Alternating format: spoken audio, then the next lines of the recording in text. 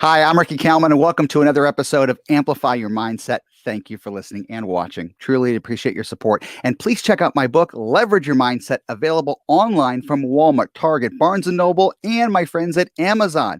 And don't forget to check out my mobile app on mindfulness and meditation. Just go to your app store and search the title, Ricky Kalmon. So over the years, and I've been doing this podcast for 2.5 years, I've had the great fortune of meeting new people I've never met before as guests. And then I bring on friends that I've known for a very long time. And this next gentleman is truly a superstar, fascinating, compelling. He's a rock star. I met him almost, I want to say almost 18 years ago, maybe 20 Let's go years 20, ago. Ricky. Yeah, sure. Probably. I'm aging myself. Well, I don't even know I was asking him, how do you want to be introduced? I met him. He's a fighter pilot. He's a former Blue Angel. He is a Marine Corps Reserve Brigadier General. He is an actor and now an Ironman, and I'll say finisher, but you're training again and you're going for it. And there's so many words that come into mind to describe you, and I keep saying rock star.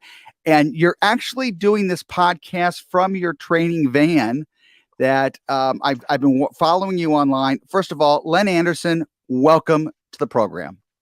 Thank you, Ricky. It's awesome. I'm so glad we reconnected and to see you here now. This is great. Well, I admired, I was such a fan of the Blue Angels, and I still am of the Blue Angels. And I got a chance to not only, you were so gracious, and the team got to see me live because I was actually performing in the same town that you guys were getting to do an air show. We had a mutual friend, I'm going to say it, Terry, from Lex and Terry James.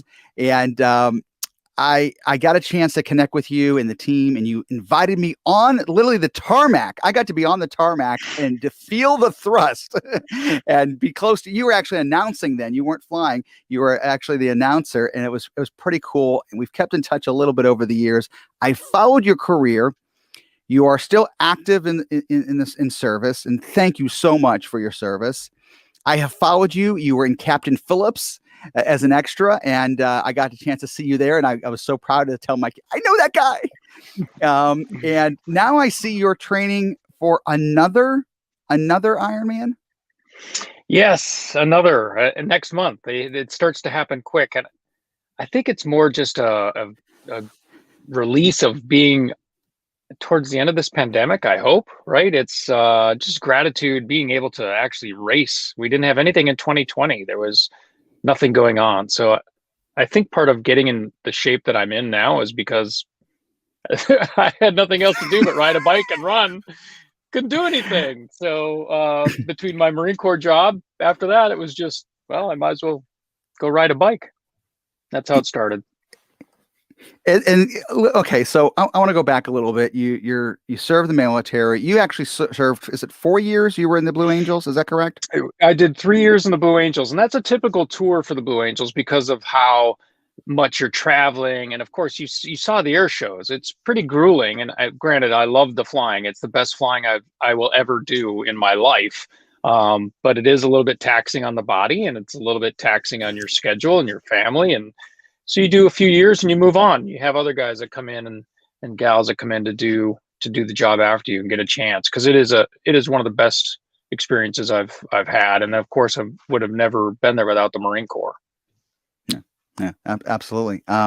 Fascinating to watch. Fascinating to see these powerful machines, made by man, do what they do, pushing them to the limits, and being able to do these exhibitions for the general public is pretty amazing. For me, it's pretty amazing. And you got a chance to watch because you were also, like I said, the announcer at times. And what I was saying is pretty amazing to watch the audience, their mouth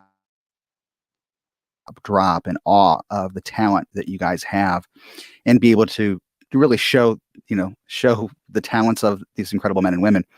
So after military, what was your let's talk a little bit about this little pivot of yours. You bet. It was quite an experience, Ricky. Before I ended up on the Blue Angels, I had a little bit of a scare flying off the aircraft carrier. My left lung had collapsed. And this was prior to the Blue Angels, and I didn't know if now I was ever going to be able to fly air shows again. And then I healed up, was fine, got onto the Blue Angels, and then my first year flying as a solo pilot, my left lung collapsed again. So you kind of have some thoughts about maybe I shouldn't do this for, the long term. And that kind of started me down that path. I was able to fly and finish my last year on the Blue Angels, but had made the decision then that I was going to leave active duty and go to the reserve side of the Marine Corps, which turned out to be the best experience for me. And you mentioned our friend Terry, and he was very polite to me when I got out of the Marine Corps. I fly for a cargo company, now in my civilian job. I'm a 757 captain. And he just looked at me in Seattle, where, overlooking South Lake Union, and he goes, "Really? Are you sure you want to fly cargo the rest of your life? That's what you want to do? You don't want to?" He's like, "Well, don't you think you should do something in Hollywood?" I was like, "Well, I don't know. I'm not sure that's in the cards." And I thought about it, and I literally a month later had a book in my hand, The Actor's Guide to LA. I landed on an airplane, I rented a car and started. I had zero connections, nothing, and into the jungles of LA. And it took me a while to figure some of it out, and it certainly is an interesting industry.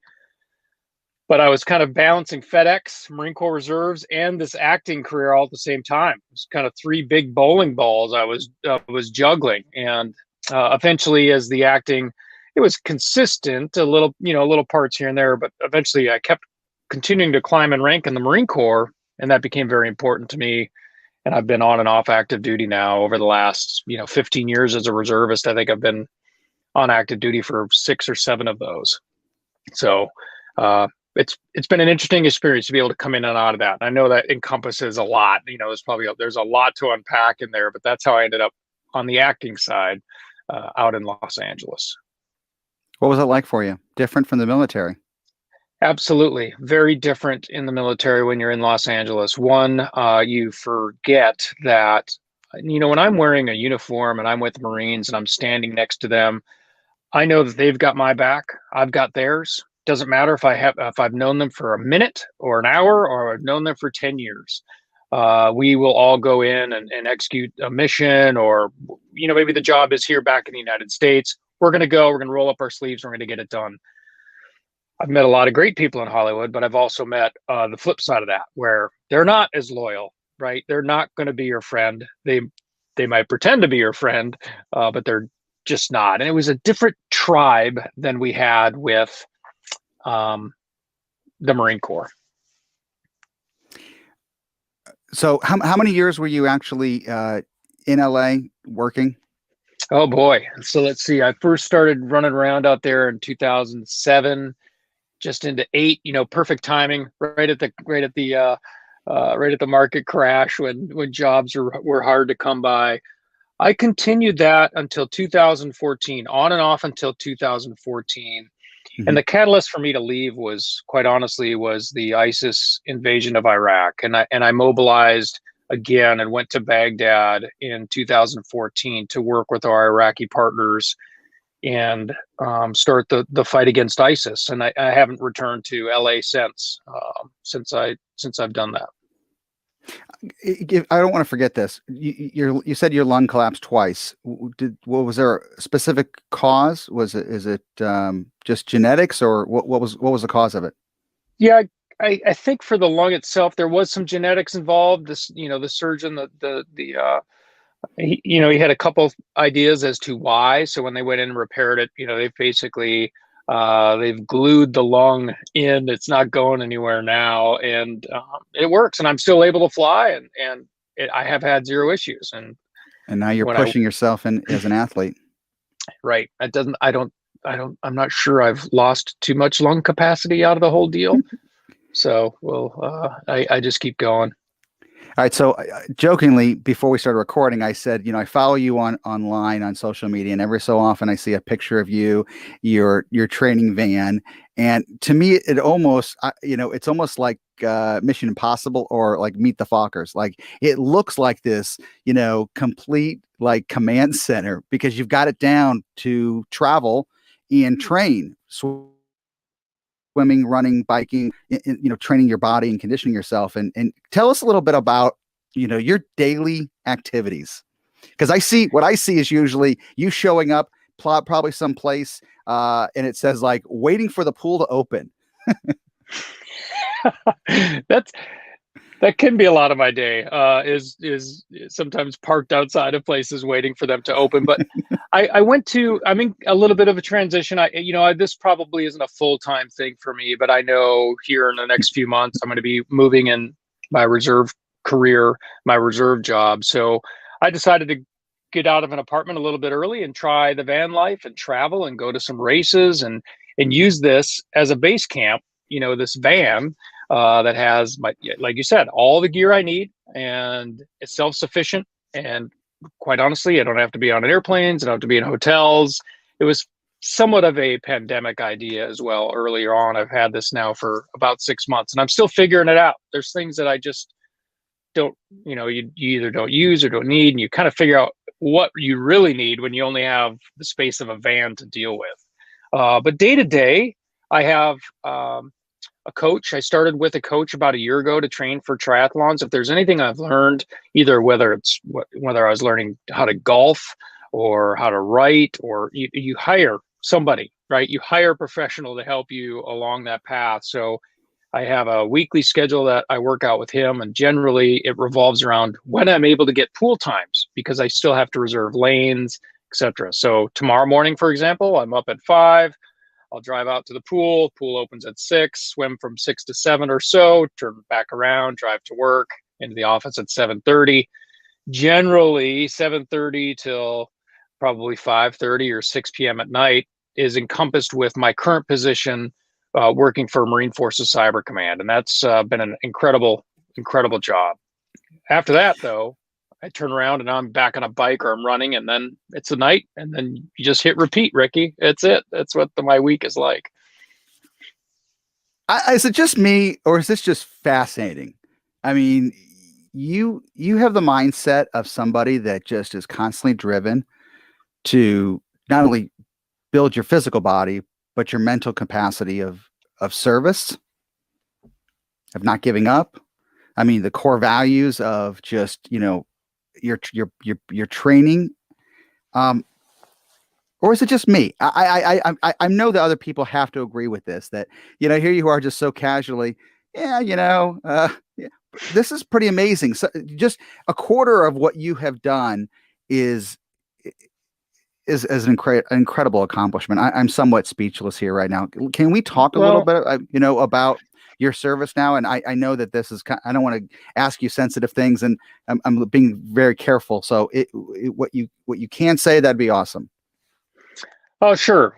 So what I'm doing now, and we talk about the opportunity to serve, Ricky, and I think there's a great quote that I think we all, as reservists especially, or those that continue on active duty for 20, 30, 40 years, it's just this, it's an irrational call to serve. Like it sometimes it conflicts with family, career, etc. But there's a drive there. And I think it's really a pull from the Marine Corps. It's something that was embedded to me. I'm going to give one quick piece before I talk about what I'm doing now. I started in Navy ROTC in Chicago.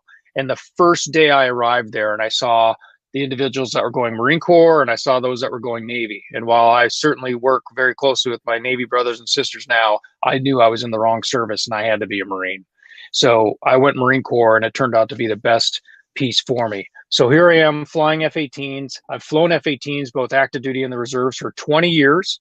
I worked my way up through lieutenant colonel, and by maybe some timing, maybe some luck, I get selected to be a brigadier general, and certainly never expected to be there, right? And the call from the commandant, it's really great when the commandant of the Marine Corps calls and asks you where you are, what you're doing. He's like, we're just, it's almost, the commandant never calls you. The commandant of the Marine Corps never calls you. So, and then he casually is like, well, been selected for brigadier general, and I think we're going to send you to cyber. Okay, all right, that sounds Sure, that sounds great. I can't wait. So I had about 3 months. That was towards the end of December, and by March of 2019, I had reported to Marine Forces Cyber Command, and a whole domain that I was not familiar with. A lot of learning there in the first 90 days. I was spending longer hours in the office then because I certainly was behind the power curve. And what is interesting here, Ricky, are the very talented individuals that we have. And while we're wearing Marine Corps uniforms and we still maintain our physical fitness, and at our heart we're warriors, these are really, really talented individuals. I'll admit it. When I'm on the ops floor, I'm like a dog watching a TV, and they're typing away and doing their work. I certainly admire what they do. So what I've been part of here that I can talk about is Joint Task Force Ares. And what we do is we basically conduct operations against violent extremists online. Outside the United States, we're talking generally, your jihadi type of terrorists. And that's the work that I've been doing and leading with Marine Forces Cyber Command. So here I was, first back in 2014, going against ISIS. I went deployed again in 2017, and now here I am in a completely different domain, looking at some of the activities that are going online. So it's completely fascinating. I'm really going to miss this job. I leave here in just a few months, but it was I'm so glad the Commandant sent me here to do this. You've always, since I've known you, you're a very humble person, but also a very strong person. For you, for you to give credit to the men and women that serve under you and serve with you is an incredible characteristic. I've met a lot of people that like to talk just about them, but you give credit as a leader yourself. Great leaders make great leaders. And thank you for acknowledging the people around you and to be so humble as you are at the same time. It shows an incredible character of mindset. Every time I meet a CEO that starts out with, let me give credit to the people around me because I wouldn't be in this position if it wasn't for the people working around me. We're all working together. To me, right off the bat, if they start talking like that, I'm like, wow, this person's fascinating to me, and like what you just did, you give credit to the people around you that make up the whole team. I mean it.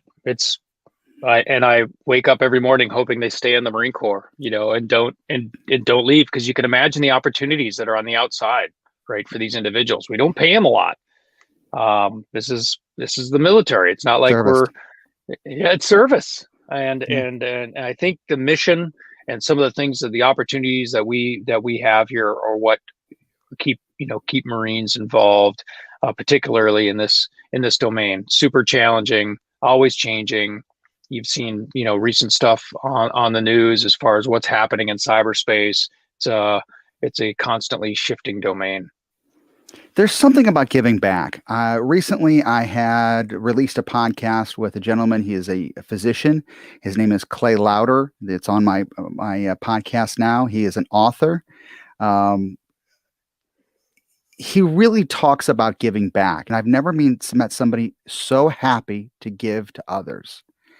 And he said, I get even more gratification by giving to others. My family gives to others. I mean, he's a fascinating individual. So I'm going to plug that podcast that's already airing now. But this book, Winners Travel. But again, it goes back that, the people that I find that are the happiest inside are the ones that are giving back. And with no unconditional, hidden agenda, but for some reason, the more they give, the more they get back from the universe. Let's put it that way. Serving in the military, it sounds like is the same for you and for the men and women that have continued in that process. But let's pivot for a quick second. You know me, and my pivot over the last 20 years has been about really helping people grow and about the mindset. So I'm going to ask you the question I often ask: what motivates you? Because life is not perfect. I'm sure that there are times that things just don't go your way, or you're frustrated, or whatever it may be. I'm sure there's some kind of training, or maybe unconsciously you just pull yourself out of it.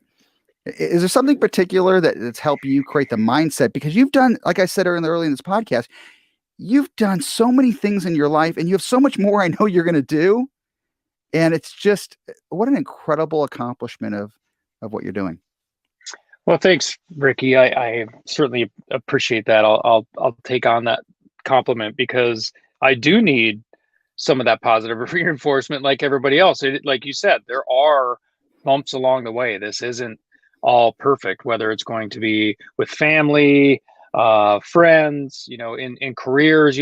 There's some rough days, right? There's rough days at work. So for mindset and long-term goal, it seems like when I make a decision, and it might take me a bit to get there, a week or two, but when I make a decision, I get into this. I just get into this mode that's what I'm going to do, and I can't really explain it. For me personally, though, to take a break, I do meditate. I take time away. I do visualize. You saw a little bit about what we did in the Blue Angels, which is really where I first learned a lot of this. We visualize and sit down and talk through as a group, as a demonstration team, the entire flight before we even leave the room. We've already flown it once in our mind before we go and walk to the airplanes. We know the wind, we know the character, we know kind of anticipate what we want to work on, what the checkpoints are. And I think I've taken that visualization, even to mentioning that race last weekend. I took some time right here in the mobile command post and visualized how I was going to go through the race. So I had done it once, before I first jumped into the water. And I'm not saying it went perfect. My swim did not go perfect at all. Ricky, this is the first time I've done a half Ironman, and about 400 meters into the swim, it's a little bit dark. I started getting a little bit out of breath. I had to stop. I had to roll over on my back and wonder, why am I doing this race? Am I going to continue? And then I decided to just turn over and go one buoy to the next. And I was going to make a decision. At the next buoy, I'm going to have somebody pull me out of the water. And after the next buoy, it felt okay. And then I kept going and kept going. About halfway through the swim, without realizing it, I was just swimming comfortably. I was doing my thing, and I wasn't in that panic mode anymore. So regardless of whether or not I've been training for a year or two for something like this, in the moment, yeah, it was rough. I didn't know which way it was going to go, but I finished, and I'm actually pretty happy with the race, and I look forward to trying to do something again in a few weeks. You've touched on several things that I talk about a lot: guided imagery, visualization, mental rehearsal, mental conditioning. I use the example of athletes all the time. Athletes like you train your muscles. You spend hours training your muscles, conditioning your muscles. But I truly believe the athletes that take themselves to the next level understand mental conditioning. Absolutely. You have to. It validates it. Yeah. Ricky, there is no doubt. That is a big, it's not called a major muscle group, right? Up there in your brain, but you can certainly push yourself a little bit past the limits of what when your brain is telling you you're done or it's over, not, to the point where you're hurting yourself, but you can't listen to every voice in your head. A lot of times I like to just get quiet too. You get focused, get everything quiet, and then go and not have all these random thoughts. If I can minimize some of the noise there, that's when I could really get focused. And that is where I really like to be in my head. You said something earlier that it's a great takeaway.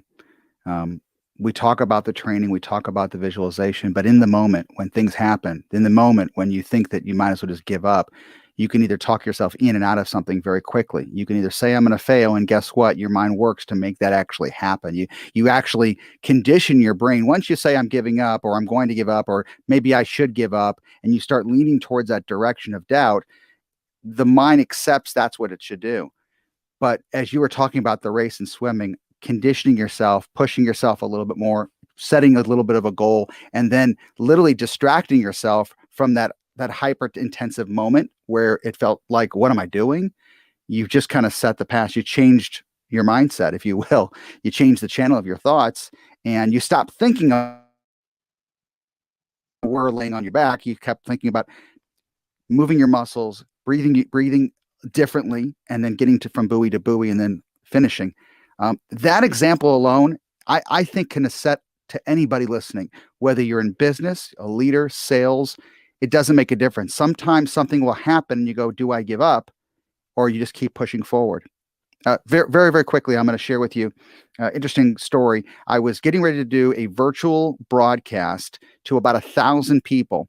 And we had done everything right. We had tested everything. I mean, everything to a T. I was even 30 minutes early. 30 minutes early, for some reason, I could not log into the meeting room. There's 1,000 people waiting, and then they were going to bring me in the room first with the executives, and it was very stressful. There was a technical issue that it was beyond my control, and we were able to fix it. But everything I kept doing, repeating, wasn't working. But I kept telling myself, just stay calm, because if they see me panic, I'm in trouble. It went off great, and it was awesome. And I got into the room. We were 7 minutes late, but we did find out what the technical issue. Again, it wasn't me, but that's okay. The most important thing I'm saying is that not to panic, and that's probably in your training over the years in the military, and even as an actor. Don't panic. Don't just stay in the moment. Stay on stage. I kind of went long there. Sorry. No, Ricky, I hear you. You're right. It's you do have to stay in the moment with times like that. And to your point, be calm. We talk a lot about when we're learning how to shoot on the rifle range of the Marine Corps, smooth is fast. It's not, you're not trying to rush anywhere. Smooth is fast. You just take your time. You're doing everything as you've been taught. And that's usually how things are going to work out, best for somebody that's struggling through, whatever aspect of training that we're doing in the Marine Corps.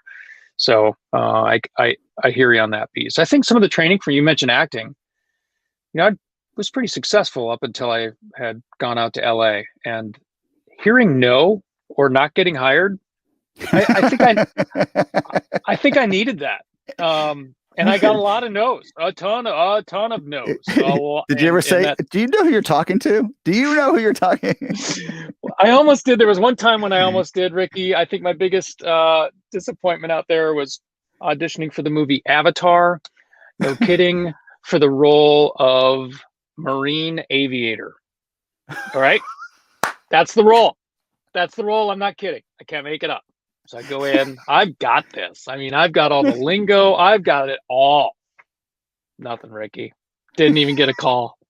I was a Marine aviator and I couldn't get it. So that was a good moment for me too. That was a good humbling moment. That's almost like me going into audition for a hypnotist. No, sorry. No, not even a callback, right? Yeah, nothing. So you just kind of shake it off. But that certainly, I hope you laughed. I hope you laughed about that, though.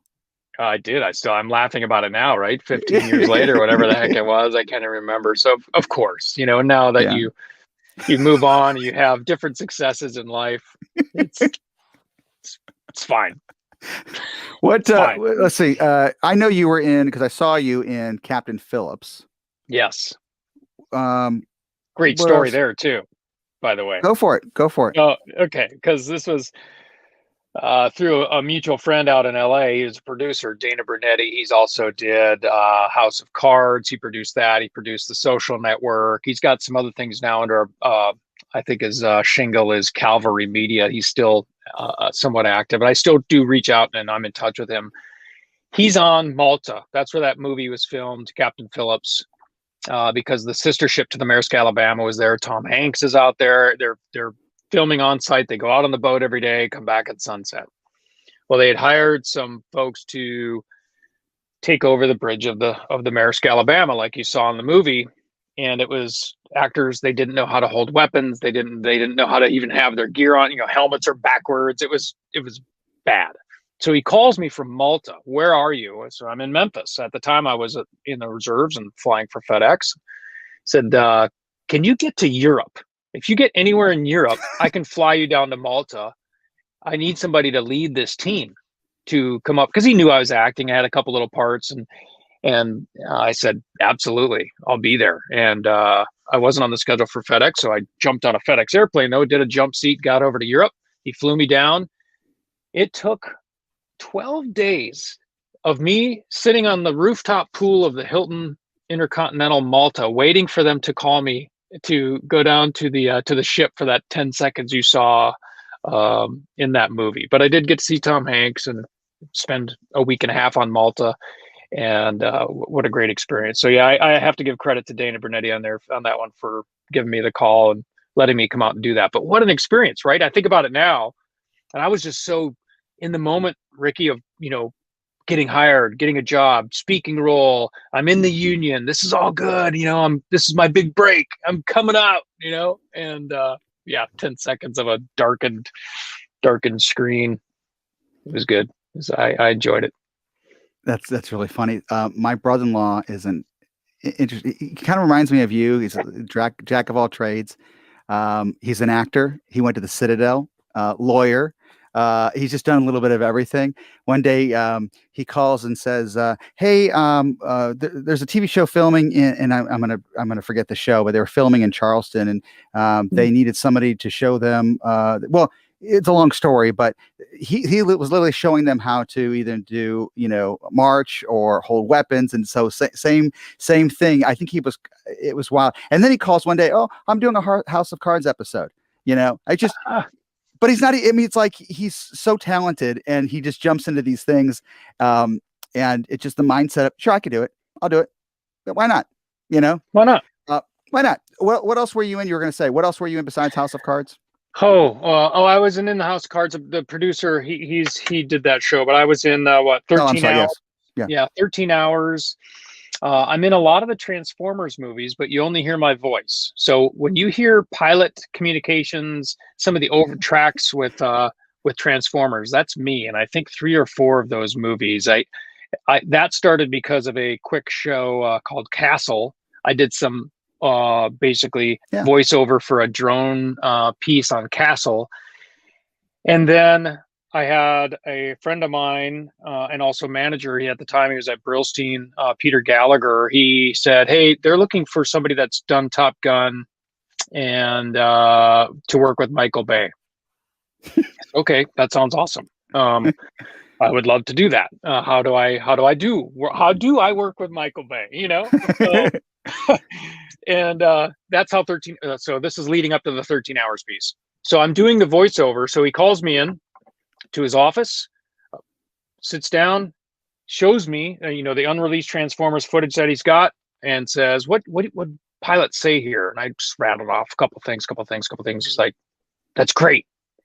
All right, let's go to the studio." So we went into the studio, and literally my first Transformers experience was just rattling off, watching the movie play, rattling off some comms with Michael Bay standing there, hitting the record button, and that's how it started. And I kept doing a few more. And then when 13 hours came up, we were doing that very same thing. And then he decided, I think I need a scene where we actually show the pilots, kind of going through a brief. Do you think you'd be able to do that? And Ricky, yes, that's, you just nod your head. Yes, Mr. Bay, I would love to be in your movie. Very cool story. So we grab some flight suits, some other people that are going to be extras in the background. And they bring us into a bus, kind of mini bus, and into Bel Air. We're going up Bel Air. We're going to Michael Bay's house. Going to his house. We get there, and his whole back wall has these big transformer pistons on it. Opens up, the whole wall, looks down into Bel Air, and it's awesome. And Michael Bay shows up. I take over his office. I write stuff on the whiteboard behind me. All that stuff you see in the movie, I wrote on there as if I'm writing a fighter pilot board. And then he came in with the camera and just said, "Go." There's no script. There was nothing. And I, again, just ad-libbed through normal pilot stuff that we do every day in the Marine Corps. And it worked out okay. Michael Bay liked it, so he kept it in the movie. And that's 13 hours. Amazing. See, announce it. Yeah. Years later, you're still announcing, from the Blue Angels being the announcer. Now your voice is still being used. That's so awesome. Yeah. Len, I could keep you on for another hour. You really are an incredible individual. Thank you again for your service. and I want you to come back and share more. Um, it's great Anytime. reconnecting with you again. It was just awesome. Thank you so much. I really do appreciate it. And would you, you've got another Ironman coming up here in Yep. just a few weeks. By the time this airs, it might have already gone. It might already happen. When is it? When is the Ironman? Oh boy, this is so May 15th. It's Gulf May Coast, 15th. Panama, in Panama City. Yeah, looking forward to Okay. that. So I'm glad I've dipped my toes back into the social media landscape. I had taken a little hiatus, and I'm certainly glad that we're now connected, because I would love to talk to you some more. Yeah, it'd be great. Reach out to me after the Ironman. I would love to hear about that. And Okay. thanks again for your friendship. Thanks again for your service. This has been awesome. All right. Thanks, Ricky. It's been my pleasure. Thanks.